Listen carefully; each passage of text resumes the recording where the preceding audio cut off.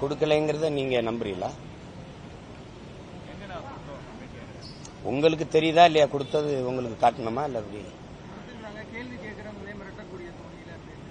அதுதான் அதிகார திமிர்னு பேரு. அதுக்கு பேரு அதிகார திமிர் என்று அதுக்கு பேர். உங்களுக்கு புரியுதுன்னு நினைக்கிறேன். இந்த அதிகாரம் நிலையானதுங்கிற திமிர்ல ஆடுறது, அதிகார ஆணவம், அதிகார திமிர் அப்படி சொல்றோம்ல, அதுதான் இது. நீங்க கொடுத்ததுதான். எதிர்கட்சியா இருக்கும்போது நீங்க சொன்னது. நமக்கு நாமே திட்டத்தில் நடந்து வரும்போது நம்முடைய தங்கை ஒருவர் எழுந்து கேட்கிற காணொலி இன்னைக்கு பரவுது. வேணா நான் உங்களுக்கு அனுப்புறேன். அவரே அறிக்கை, எதிர்கட்சி தலைவர்னு போட்டு அறிக்கை வெளியிட்டு, ஐயா இன்றைக்கு இருக்கிற நம்முடைய ஐயா முதல்வர் அவர்கள் கையெழுத்திட்டது இருக்கு. நான் வேணா அதை நேற்று காட்டினேன், நீங்க பார்க்கல. என்னுடைய அலைபேசியில் இருக்கு, வேணா உங்களுக்கு அனுப்பிவிடுறேன். மறுக்கிறது நீங்க கொடுத்த வாக்குறுதியை எதை ஏற்றிருக்கிறீங்க? பகுதி நேர ஆசிரியர்களுக்கு பணி நிரந்தரம் சொன்னதை ஏற்றிருக்கிறீங்களா? நீங்க கொடுத்தீங்களா இல்லையா? அந்த போராட்டத்தில் வந்து சொன்னீங்களா இல்லையா? வாக்குறுதி உங்களுடைய தேர்தல் அறிக்கையில இருக்குதா இல்லையா? துப்புரவு பணியாளர்களுக்கு பணி நிரந்தரமாக்கப்படும்ங்கிற உறுதி நீங்க அதுல இருக்குதா இல்லையா? 153 255 நினைக்கிறேன். அதெல்லாம் இருக்குதா இல்லையா? மறுக்கிறது எளிது, நீங்க மறுப்பீங்க. மக்கள் எப்படி மறப்பாங்க? எப்படி மறப்பாங்க? 10-12 நாளா போராடிட்டு இருக்காங்க. பெண்கள் உட்கார்ந்து எல்லா வேலையும் விட்டு பசியோடு மழையில் நனைஞ்சுக்கிட்டு அந்த கோரிக்கையை ஏற்றது என்னன்னு அதை நிறைவேற்ற முடியல. அச்சுறுத்தி மிரட்டி அப்புறப்படுத்துதே இருக்கு. இப்படி எத்தனை போராட்டம் இருக்கு இங்க நாட்டில்? எத்தனை போராட்டம் நடந்துகிட்டு கேட்டா நல்லாட்சி கொடுத்தோம், கொடுத்த வாக்குறுதியெல்லாம் நிறைவேற்றிட்டோம்னு வேற நீங்க வெக்கமில்லாம சொல்லிட்டு வேற தெரியுது. அதை வேற பெருமையா வேற சொல்லி 100 விழுக்காடு நான் எங்க வாக்குறுதியை நிறைவேற்றிட்டோம்னு வேற சொல்லு.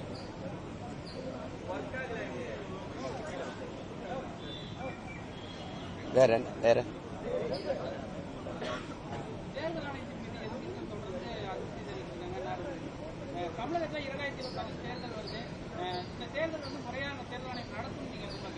இல்ல, எப்பவுமே நடக்காது. எப்பவுமே நடந்தது இல்லையே, எப்பவுமே நடந்ததில்லை. நீங்க இந்த முறையே தவறுன்னு நான் சொல்றேன். நீங்க இதுல ஒரே நாடு ஒரே தேர்தலுக்கு வேற இந்த நாடு முயற்சி.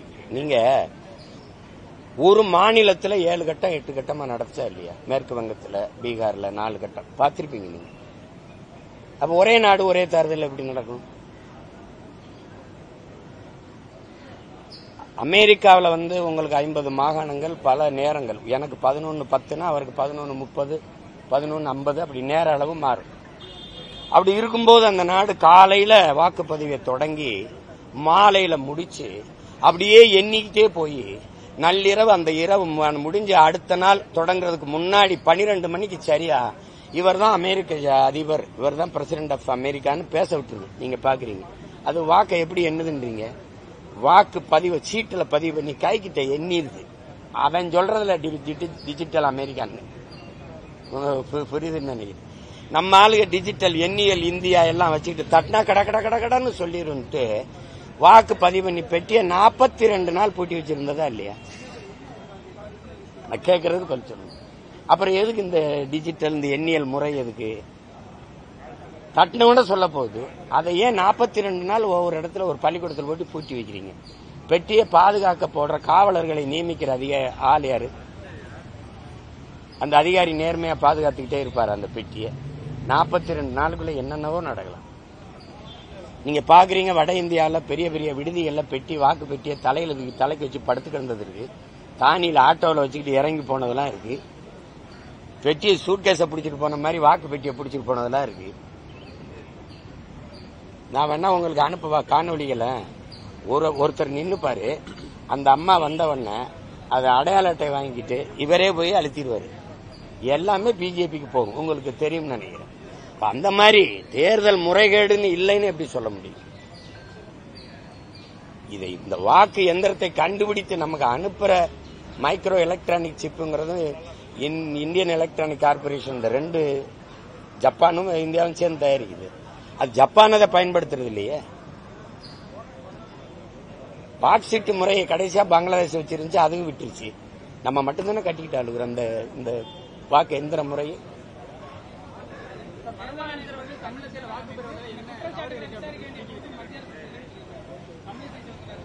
யாரு தன்னிச்சையான அமைப்புன்னு நீங்க உறுதி செய்ய முடியுமா? தன்னிச்சையான அமைப்பா அது? தன்னிச்சையான அமைப்பா தேர்தல் ஆணையம்? ஃபர்ஸ்ட் கம் ஃபர்ஸ்ட் சர்வ்னு எனக்கு சொன்னில, நீ சொன்னில. 6 தேர்தலை சந்திச்ச நீ என் சின்னத்துக்கு எடுத்தவன் ஆல் இண்டியா பார்ட்டின்னு கொண்டு கொடுத்தில. கர்நாடகாவில் ஒருத்தனுக்கு அவன் போட்டிட்டான. கடைசியா இங்க சுயேட்சை கொடுத்தில. என் சின்னத்துக்கு கீழே எதுக்கு எல்லாத்துக்கும் வச்ச? நீ அயோக்கி நாடக கம்பெனி. நீ தன்னிச்சை அமைப்புன்னு சொல்லிட்டு இருக்க. ஃபர்ஸ்ட் கம் ஃபர்ஸ்ட் நான் அங்கீகரிக்கப்பட்ட கட்சி இல்ல, என் சின்னத்தை எடுத்தல. அப்ப இந்த சைக்கிள் சின்ன அந்த குக்கர்லாம் அப்படி வந்துச்சு, திருப்பி வந்துச்சு. போன தேர்தல் இல்லாம வெவ்வேறு சின்னத்தில் நின்றவர்கள் திருப்பி அவங்க சின்னத்தில் இந்த தேர்தல் எப்படி நின்னாங்கன்னா உன்னோட கூட்டணி வச்சாங்க கொடுத்த மறுப்பியா நீ? ஏன்னா நீங்க போயிட்டு தேர்தல் ஆணைய தன்னிச்சை அமைப்பு பண்ணிடுவீங்க. வாக்குக்கு காசு கொடுக்கறான்னு தெரியுது.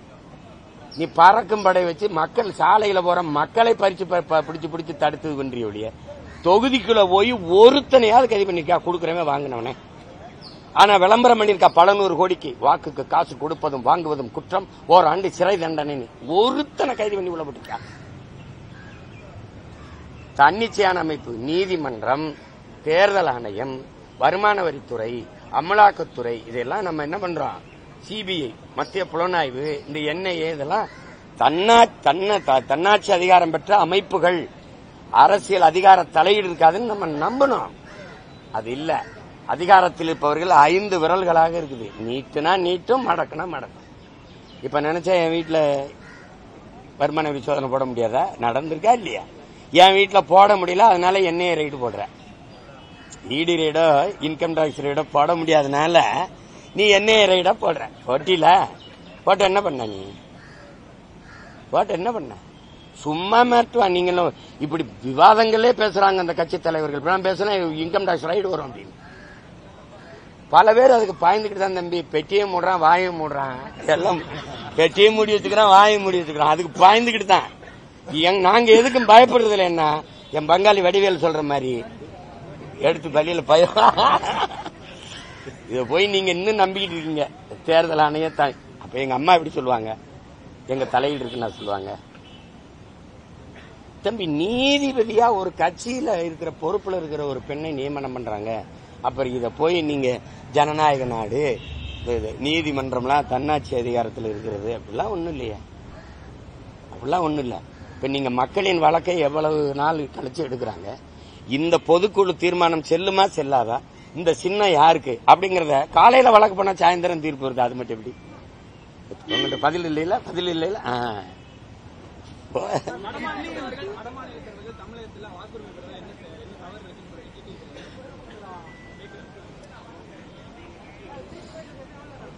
அது அவர் நிலைப்பாடு.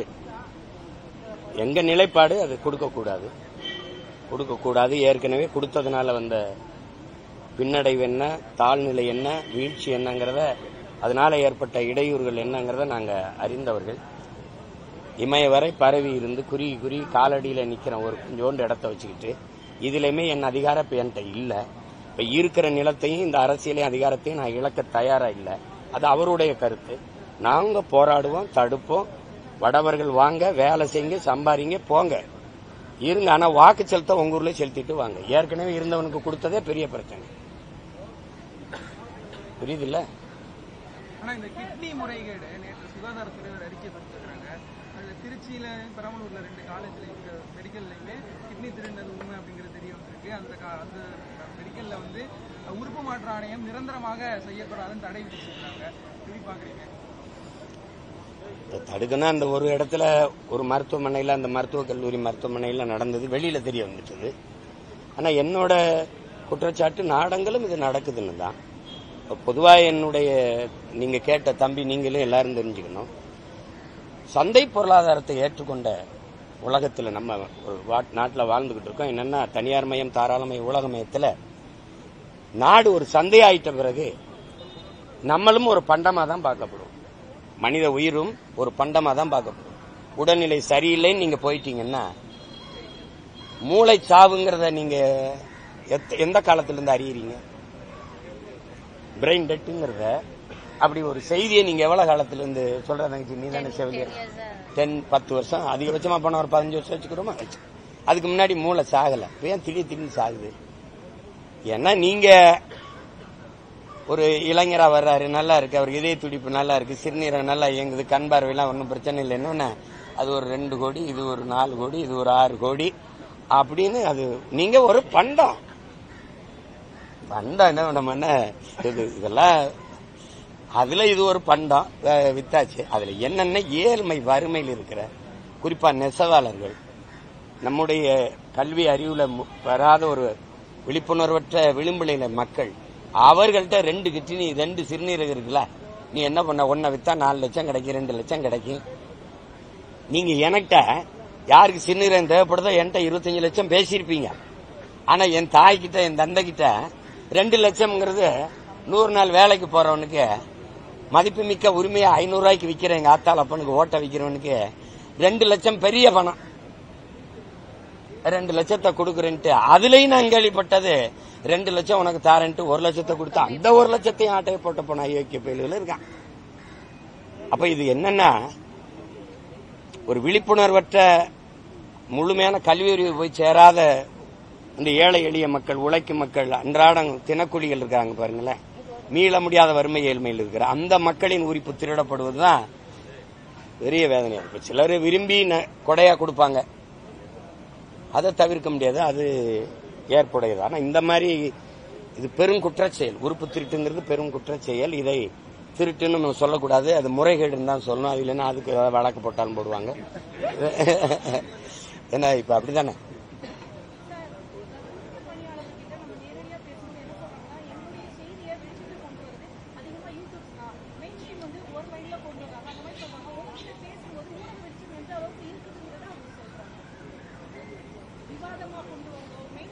அது செய்ய மாட்டாங்க தங்கச்சி. நீங்க என்ன இப்படி ஒரு கேள்வி கேட்கிறீங்க? இங்க இருக்கிற ஊடகங்கள் எல்லாம் இந்த முதலாளிகள் மக்கள் சேவைக்கா லாப தேவைக்கா? அண்ணன் கேட்கறது பிரச்சனை. மக்கள் சேவைக்கு வந்தா உண்மையின் நேர்மையுமா ஒரு நல்ல அரசியல் உருவாகணும், மக்கள் பிரச்சனையை கொண்டு போகணும்னு நினைப்பாங்க. நீங்க இந்த போராட்டத்தை 10 நாள் நடக்கிற போராட்டத்தை ஒரு தொலைக்காட்சி பொது விவாதமா எடுத்ததுன்னு சொல்லுங்க. இதுல எதையுமே சொல்லுங்க. எந்த மக்கள் பிரச்சனையும் தொடாது, தொட்டா அதிகாரம் விடாது, அரசு விளம்பரங்கள் வராது, 100 அழைப்பு போகும். ஏன் அதை தேவையில்லாம அதை போக்கஸ் பண்றீங்க? எதுக்கு அதை ப்ரோமோட் பண்றீங்க? ஏன் அவரை காட்டுறீங்க? இப்ப என்னையவே நீங்க என்ன பண்ணுவீங்க? நீங்க 100 கேள்வி கேட்பீங்க. உங்களுக்கு எது வேணுமோ அதை பற்றி ஒரு நடிகரை பத்தி சொன்னா அதே சொல்லிட்டா 1.5 மணி நேரம் பேசினா ஒரு வரி செய்தி எடுத்து போடுவீங்க. உங்களுக்கு வேண்டியது ரேட்டிங். நம்ம அதை பத்தி கவலைப்பட முடியாது. அதுல இந்த வலையொலிக்காரங்களுக்கு இந்த மாதிரி செய்திகளை போட்டா தான் அவங்களுக்கு போய் சேருது. உங்களுக்கு இதெல்லாம் போடாம இருந்தா தான் நீங்க இது பண்ண முடியும். அது என்ன பண்ண முடியாது, ஒன்னும் செய்ய முடியாது. அதனாலதான் திரும்ப அந்த மக்கள்கிட்ட போய் நான் உட்கார்ந்தா இந்த செய்தியை உடமாற கொண்டு போகணுங்கிற தம்பி தங்கைகள் கொண்டு போவாங்க. சில பேர் இவன்லாம் போய் உட்கார்ந்து இருக்கானேன்னு திட்டுறதுக்காவது அந்த செய்தியை போடுவான். ஆனா எப்படியும் செய்தி போயிடும். சாதியை பற்றி விழிப்புணர்வு வீடியோ போட்ட கோபி சுதாகர் மீது கோயம்புத்தூர்ல கேஸ் போட்டிருக்காங்க. அதுக்கு அவரு தப்புன்னு சொல்லி நியாயமா வழக்கறிஞர் பாராட்டுறாரு. எப்படி பாக்குறீங்க? விழிப்புணர்வு மக்கள்கிட்ட ஏற்படுத்தினா இல்ல, அது அண்ணன் விருதுநகர்ல வச்சு இந்த அருப்புக்கோட்டையில வச்சு பேசும்போதும் பேசுனேன். இது தம்பி கோபி சுதாகருடைய பணி இல்ல, என்னுடைய பணி, உங்களுடைய பணி, மானுடனா இந்த மண்ணில் பிறந்த ஒவ்வொருத்தனுடைய அரிய பெரிய சமூக பணி. இதை முன்னோர்கள் செஞ்சாங்க, தொடர்ந்து செஞ்சாங்க, பேசினாங்க. எத்தனை சித்தர்கள், எத்தனை ஞானிகள், எவ்வளவு யோகிகள், எவ்வளவு அறிஞர்கள் பெருமக்கள் பாடுபட்ட பூமியில இன்னும் சாதிக்காக நம்ம கொலை செஞ்சுக்கிறோம்ங்கிறது சொல்லுங்க. இவன் கொலை பண்ணால, இனத்தை கொன்னால லட்சக்கணக்கா, அவன்ல ஒருத்தனை கொல்லல. புரியுதா உங்களுக்கு? எங்கேயோ இருக்கான் பகைவன், ஆனா சொந்த ரத்தங்களை வெட்டி செத்துக்கிட்டு இருக்கிறது இருக்குல்ல. இதத்தான் நம்ம ஐயா காப்பா அரவானது தன்னின பகைங்கிறார். தன்னின பகையால் தாழ்ந்து வீழ்ந்த தமிழ் சமூகம்டாங்கிறார். புரியுதா? அது ஒரு நோய் தான், அதை சரி பண்ணணும். அதிகாரத்தில் இருப்பவங்க அதுக்கான இது இல்லாம, ஏன்னா படிக்கிற பிள்ளைகள், பள்ளிக்கு போற பிள்ளைகள் பைக்குட்டுக்கு அருவாளோட போறான்னா நடுக்கமா இருக்க இல்லையா? என்னடா ஒரு தலைமுறை இவ்வளவு நஞ்சா வளருதுன்ட்டு அதனால அது கோபி சுதாகர் மேல வழக்கு போடுவதெல்லாம் அதெல்லாம் ரொம்ப இந்த சமூக தீண்டாமையை காட்டுது, சமூகத்தில் மேலங்கி இருக்கிற சாதிய கொடுமைகளை காட்டுது. பெருமை எதுல வேணாலும் இருக்கலாம், அதுல இருக்கக்கூடாது, சாதி மதத்தில் இருக்கக்கூடாது. தமிழர்களுக்கு மொழி, இனம், தன்னுடைய வரலாறு, தன்னுடைய தொன்று தொட்ட வேளாண்மை, தன்னுடைய பண்பாடு, தன்னுடைய வழிபாடு, தன்னுடைய இறை, அதுலதான் தனக்கு தன்னுடைய கலாச்சாரம், வாழ்வியல் முறை, அதுலதான் பெருமை இருக்கணுமே ஒழிய சாதி மதத்தில் என்ன பெருமை இருக்குது?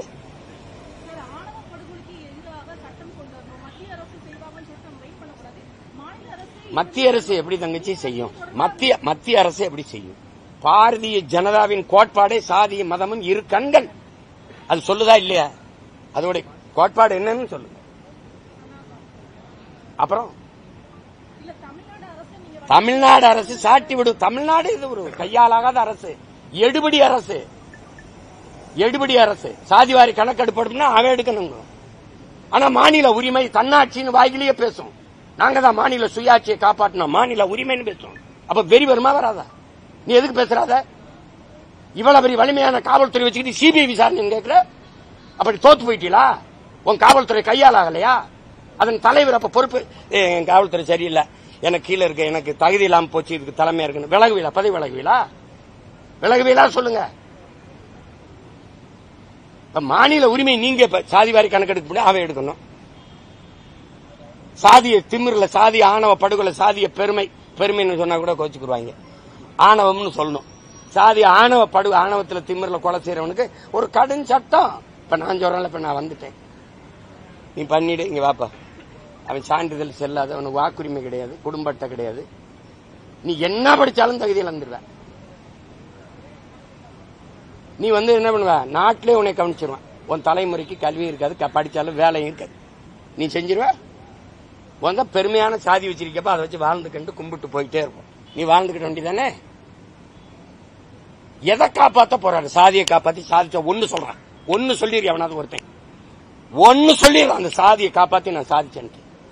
கடைசியா சாதி கட்டவங்க 2-3 சீட்டுக்கு மண்டிட்டு நக்குவேன். கேவலம், கேவலம். இங்க பட்டியல் இருந்து பட்டியல்ல இல்லாதவன் போய் நின்றுட்டு இருக்கா. பட்டியல் இருந்து வெளியேற்றணும். ஏதாவது வெறியாயிரப்ப இதெல்லாம் பேச. முதல்வரை போய் சந்திச்சு சொல்லணுமா? முதல்வர் எந்த நாட்டில் இருக்காரு? சந்திரமண்டலத்தில் இருக்காரா? செய்திகள் தராத தீவுல இருக்காரா? நாங்க சொன்னாதான் உங்களுக்கு முறைட்டு வேண்டாதான் ஏற்றுவீங்களா? அப்பா அப்பான்ற செத்தவன் உன் மகன் இல்லையா? கேட்கறதுக்கு பதில் சொல்லுங்க. செத்தவன் உன் மகன் இல்லையா? உங்க மகன் இல்லையா? இந்த நாட்டின் தலைவனுக்கு தன் நாட்டு குடியில ஒரு உயிர் போயிருக்குன்னா அந்த துயர், அந்த வலி உங்களுக்கு தெரியாதா? தாயின் கண்ணீர் இழப்பு, ஒரு குடிகளின் இழப்பு தெரியாதவன் எப்படி தலைவனா அதிகாரத்தில் இருக்க முடியும்? இங்க ஆள்ற மக்கள், நீங்க ஆள்ற நாட்டை காப்பாத்தாம கியூபாவை காப்பாத்த, இதெல்லாம் சிரிப்பா இல்ல? கியூபாவை காப்பாத்த போராட போறாங்கப்பா. வந்திருக்கு, கியூபாவை காப்பாற்றுவோம் பாருங்கன்னு போட்டுருக்காப்ல. சிரிக்காத, போட்டிருக்கா இல்லையா? சொல்லு, உண்மையை சொல்லு. கியூபாவுக்கு என்னடா பிரச்சனை சொல்லுங்கப்பா. என்ன பிரச்சனை? அது ஒன்னே மாதிரியா எல்லாத்தையும் தனியாருக்கு விட்டுட்டு நிக்குது? கல்வி, மருத்துவம், குப்பையாள்றது கூட இந்த அரசு லாய்க்கலன்னு சொல்லுது. குப்பையை கூட அள்ள முடியாது. ஏன்னா குப்பைகள்ட்ட அதிகாரம் போயிருச்சு, குப்பைகள்ட்ட அதிகாரம் போயிருச்சு. எப்படி கால கொடுமை. விவிலியம் சொல்லுது, நல்லவர்கள் பெறுகிற போது மக்கள் மகிழ்ச்சி அடைவார்கள், கொடியவர்கள் ஆட்சி ஆளும் போது மக்கள் கூச்சல் இடுவார்கள்.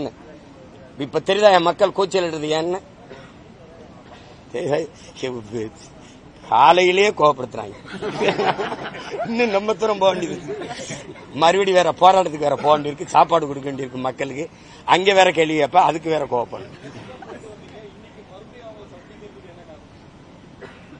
இப்ப நான் சந்திக்கவா வேணாமா? நீங்க வரமாட்டீங்க, யாரும் வரமாட்டீங்க. நீங்க அப்ப நானாவது என் ஆத்தாளப்பன் பக்கத்துல, அக்கா தங்கச்சி பக்கத்துல உட்காரணும்ல, நான் இருக்கேன் உனக்குன்னு சொல்லணும்ல. யாருமே இல்லைன்னு சொல்லிட்டு, நான் உன் மகன் இருக்கேன், உன் அண்ணன் இருக்கேன், உன் தம்பி இருக்கேன், உன் மகன் இருக்கேன், உன் பேரன் இருக்கேன்னு போய் உட்காரணும். சாப்பாடு கொடுக்கணும்ல. நீங்க சாப்பாடு எவன் போட மாட்டான், நீ கழிவறை கூட திறந்து விட மாட்டேங்கிற. ஒரு மனித மனம் இது செய்யுமாங்க? யாராவது செய்யுங்க? உங்க அக்கா அப்படி உட்கார்ந்துருந்தா கழிவறையை புட்டி ஏதாவது ஒரு என்னங்க கொடுமை. எங்க விலங்கு வேட்டையாடி போய் ஒரு குரங்க பிடிச்சிருதுங்க, அது தூக்கும் போது தெரியுது வயிற்றுல இருந்து குழந்தை விழுந்தோடனே குரங்க சாப்பிடறத விட்டுட்டு குட்டியை தூக்கிட்டு போய் காப்பாத்துதுங்க. அந்த மனநிலை கூட நமக்கு இல்லைன்னா இது என்ன சமூகமான மானுடம் பேசுவோம், நாங்க அது பேசுவோம்.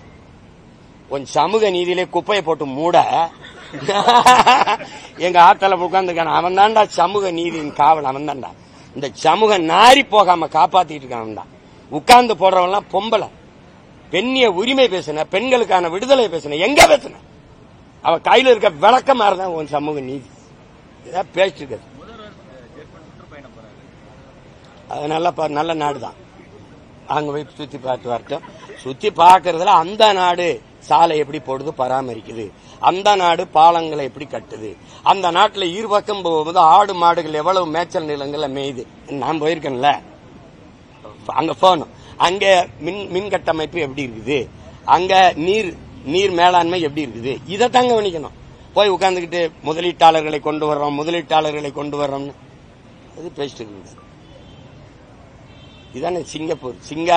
சிங்கப்பூராக சென்னையை மாற்றுவோம். சிங்கப்பூர்காரன் பூரா கேட்டுச்சுன்னு தீ குளிச்சுக்குறான். இவ்வளவு கேவலப்படுத்துறாங்களா நம்மள? வேற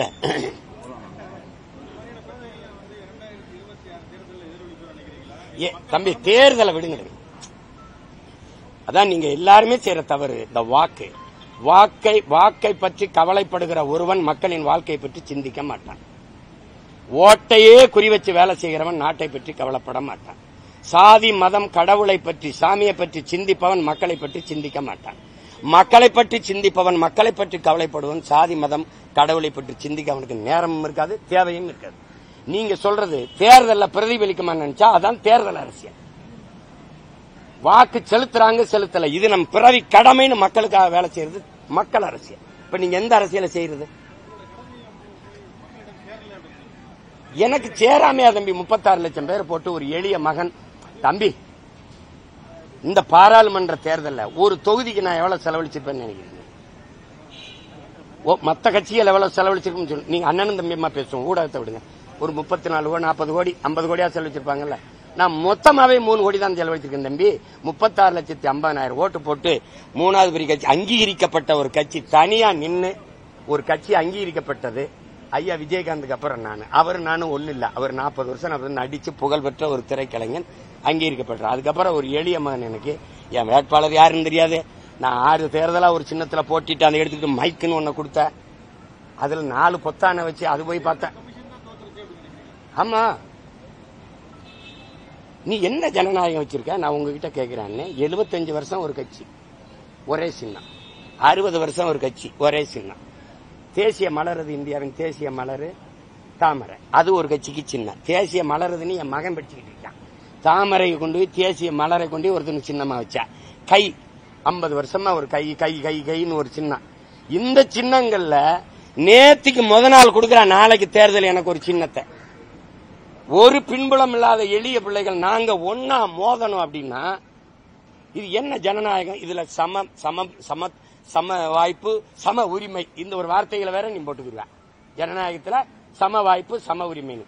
நீங்க தினம் ஜிம்முக்கு போய் உடம்ப நல்லா வச்சிருப்பீங்க, எனக்கு இடுப்பு கீழே விளங்காது. நானும் நீங்களும் ஒரே கோட்ல ஓடி டிராக்ல ஓடி வெற்றி கோட்டை தொடணும். இதான் ஜனநாயகமா? நீ வச்சிருக்க ஜனநாயகமா?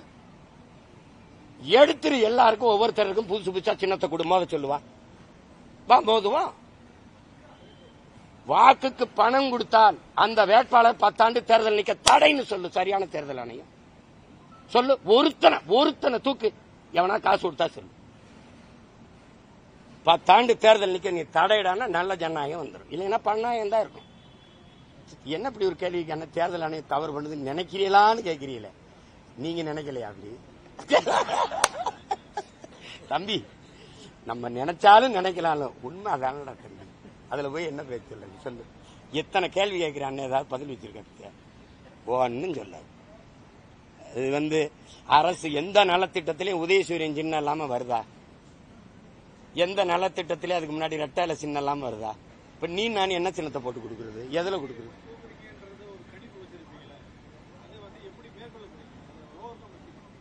தம்பி, நான் எங்க தோற்றேன்னு நீ சொல்லு. 4.5 லட்சம் ஓட்டு வாங்கினேன், 1.1. இன்னைக்கு 8.22. 6 மணி நேரம் என் வாக்கை நீ என்னல. ஒரு புது சின்னத்தை கொடுத்து இந்தியாவை யார் ஆள்றது? அப்படி பாரு. ஐயா மோடியா அருமை சகோதரர் ராகுலா, இதுதான் போட்டி. ஐயா எடப்பாடி ஒரு தலைமையை வச்சுக்கிட்டாரு ஒரு கூட்டணி, ஐயா ஸ்டாலின் ஒரு தலைமையை வச்சுட்டாரு ஒரு கூட்டணி, தம்பி அண்ணாமலை மோடியை முன்னிறுத்தி ஒரு கூட்டணியை வச்சுக்கிட்டாப்ல. நான் ஒத்த மகன், ஒன்னும் கிடையாது. ஆனா இதுல நான் வளர்ந்துருக்கேன்னா இல்லையா? அவர் 8.2 இந்தியாவை யாராலும் நான் அது இல்லையே, ஆட்டத்திலே இல்லையே. நான் இந்த மண்ணின் மகன், இந்த மண்ணுக்கான மகன். ஆனா என்னைய தேடிக்கான் இல்லையா? 8வது பெட்டியில இருந்த என் சின்ன முதல் பெட்டியில தாமரை, உதயசூரியன், ரெட்டலை, கை எல்லாம் இருக்கு. 8வது பெட்டியில இருந்த சின்னத்தை சீமானுக்கு என்னடா சின்னம்னு தேடி இத்தனை பேர் போட்டு என்னை அங்கீகரிக்க வச்சிருக்காங்கன்னா, நான் வளர்றேன்னா நான் தோக்குறேன்னு நீ சொல்லாம அந்த வார்த்தைய. வளர்ச்சின்னு சொல்லு, எழுச்சின்னு சொல்லு, மாறுதல்னு சொல்லு, தோல்வின்னு சொல்லாது. 1.1 இருந்து 8.2 வந்த 2 வந்த கட்சி இந்த தமிழ்நாட்டு அரசியல் வரலாற்றுல ஏதாவது சொல்லு. எல்லாம் செத்து போயிரும், கலைஞ்சு ஓடிடுவான். இப்பவே என்ன, ஐயோ அவருக்கு குறைஞ்சிரும், அவர் விஜய் வர்றதுனால அவருக்கு குறைஞ்சு போயிரும், அவர் ஒண்ணுமே இல்லாம போயிருவாரு. ஏன் எதுக்கு பயம் காட்டுறான்னு தெரியுமில? ஐயோ அப்படியே அப்ப கட்சி கலைஞ்சிருமா, அப்ப ஏதாவது ஒரு கட்சியில கூட்டணி போயிருவோம். டேய் செத்து சாம்பனாலாம் ஆனவங்க ஒழிய நாங்க தனியா தான் போவோம். சும்மா போட்டு அது கூட்டணி போயிடும், அது ஒண்ணும் இல்லாம போயிட்டு போகுது. இந்த ஊடகங்கள் ஏதாவது எனக்கு வாக்கு குறைஞ்சிரும்னு சொன்னது, இந்த தேர்தல் அவருக்கு கூடும், இந்த தேர்தல் அவருக்கு கூடும். தம்பி, ஒரு தொலைக்காட்சி தேர்தல் ஓட்டு பதிவு நாளைக்கு நடக்க போது, நாளை மறுநாள் இன்னைக்கு சொல்லுது அவருக்கு 5 விழுக்காடு போடுவாங்கன்னு,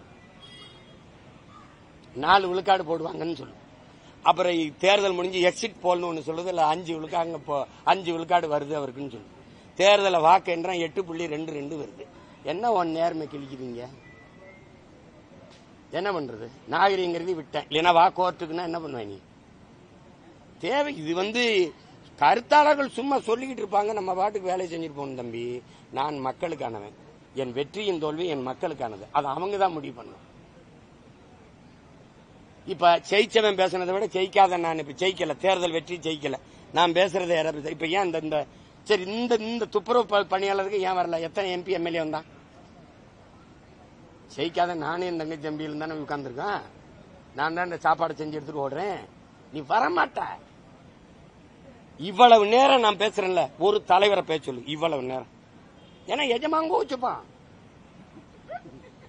அப்புறம் தட்டை எழுந்திக்கிட்டு தெருவாலையணும், எங்க போறது, எந்த வீட்டுல நமக்கு கறிச்சோறு கிடப்பான், எவன் கஞ்சி ஊத்துவான்னு தேடணும். பேச முடியாது. அந்த தனித்துவத்தை இழக்காம இருக்கணும்னு நினைக்கிறேன். ஏன்னா எங்க முன்னோர்கள் செஞ்ச தவறை நான் செஞ்சிடக்கூடாதுன்னு நினைக்கிறேன். மாப்போசியோ, சீபா ஆதித்தனாரோ, அண்ணல் தங்கவோ, கியாபி விஸ்வநாதமோ, மறைமலடிகளோ எங்க முன்னோர்கள்.